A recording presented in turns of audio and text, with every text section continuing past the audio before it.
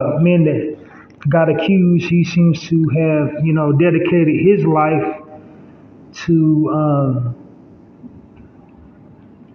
being a criminal justice activist. So he got his own website. It's CoreyWise.org, where he chronicles the story in full of what actually happened and, everything his nonprofit organization is doing, and all the, philanthropy he got going on right now. He goes across, all over the United States advocating for,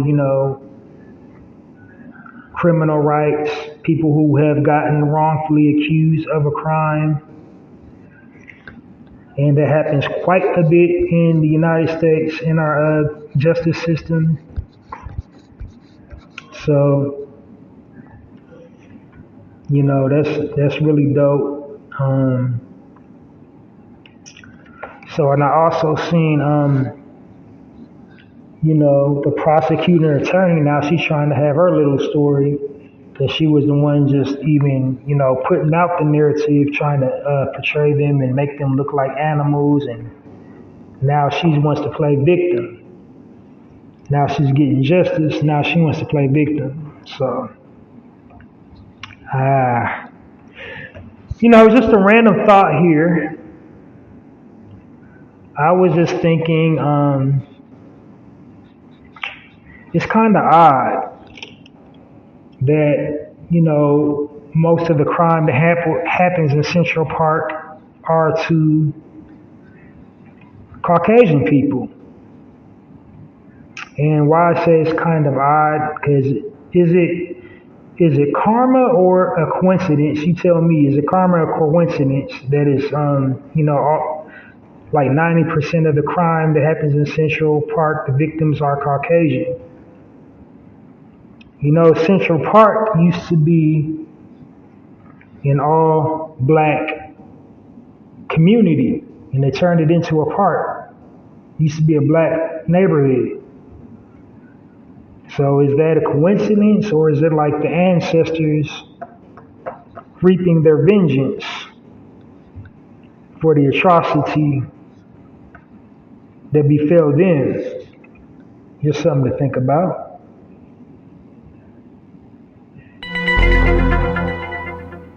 That was my conspiracy theory effect.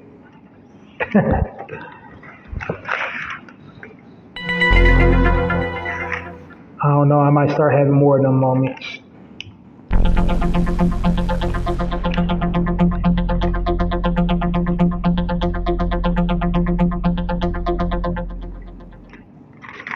All right, next article.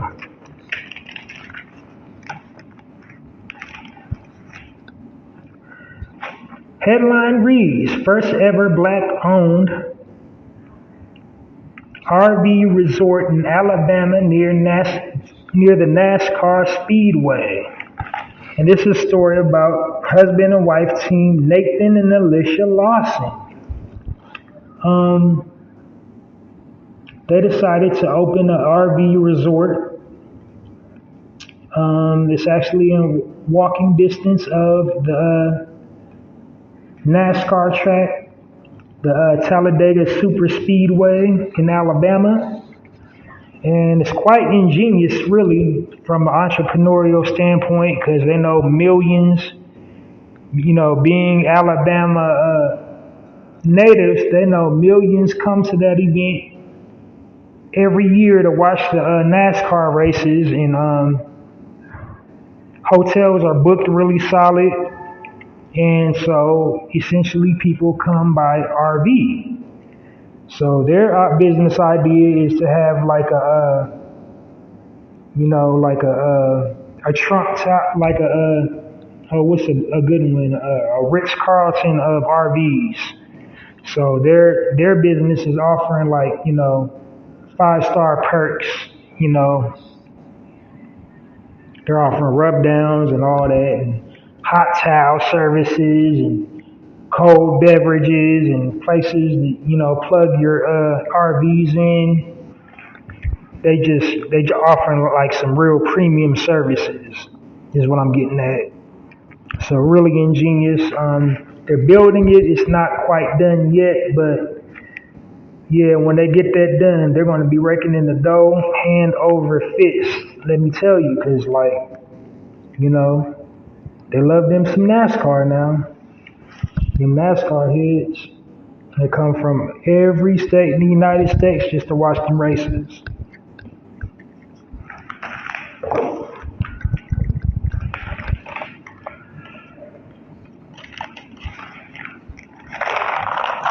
All right.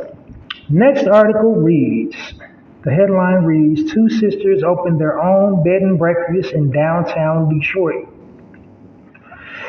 Okay. And the two sisters are Francia and Rodrika James. Hope I said her name right. Sometimes I feel like there was a Keenan Mike. See, I'm bad with names. Keenan Peele a sketch, and he was doing I think it's Michael Keegan. He was doing like a sketch where he's a substitute teacher and he can't pronounce the kids' names. He's like, hey Aaron, but it's Aaron Balake, but it was Blake. So like, I don't know. I'm just kind of bad with pronouncing names. I can read though, I promise you I can. But anyway,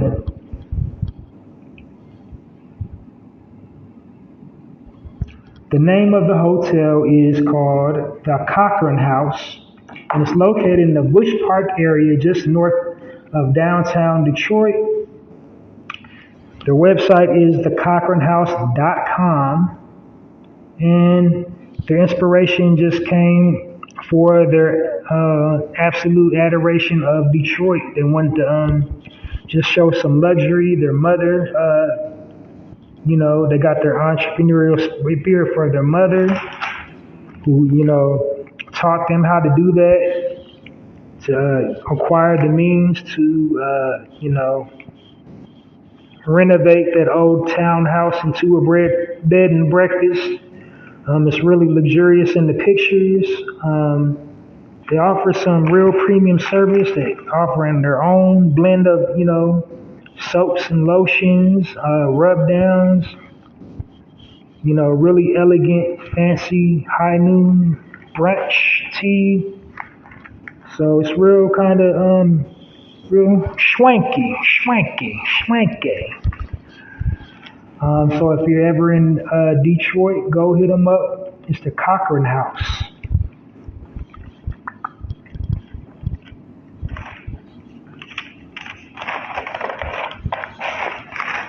Alrighty, Rudy. Next article. Headline reads, couples open their own grocery store in Memphis, Tennessee to provide fresh produce and hot meals to a community that has become a food desert. This is the story of Gerald Spencer and his wife, Ursula Martin. They're a couple from South Memphis. The name of their grocery store is called the B.L. Grocery Store, which in the B and L stands for Black Lives, inspired by the Black Lives Matter movement. That was their way of, giving back to the community. There's not a whole lot of, what types of food they'll be offering. It just said hot food. Cause like, I'm a little baffled cause Memphis is like, they some foodies in Memphis. Like food is like their culture. So I'm a little kind of baffled when they said food deserts. I guess in that region of South Memphis, there's not a lot of places to go get food from. And so they're going to be offering, a deli. Gerald using his expertise as a former chef, so I bet their deli's going to be off the chain. Um, yeah, so that's basically all to that story in particular. Um, and my last article, youngest restaurant and lounge owner at 30 with the biggest venue in Atlanta. And I gotta pull him up. I thought I had his IG handle written down. I guess I didn't. Let me go see right quick.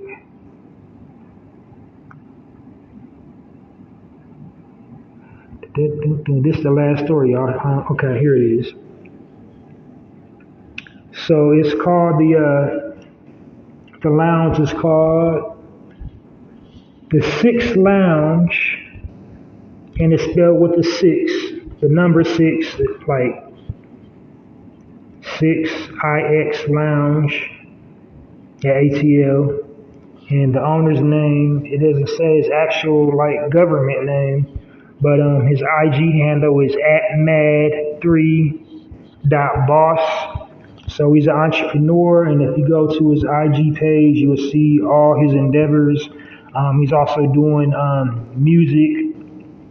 He's doing fashion.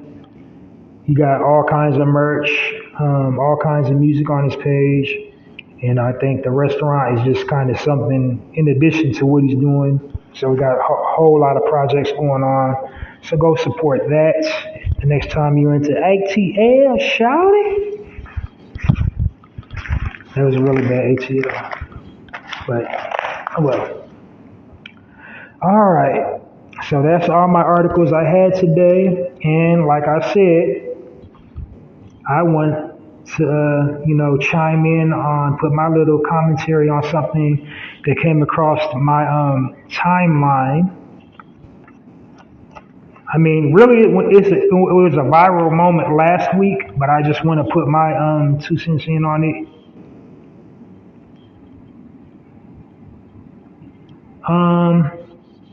But before I do that, we are going to take a brief moment of silence for, the iconic, epic, legendary, multi-talented, groundbreaking, trend-setting producer who just recently passed, DJ producer by the name of K Slade.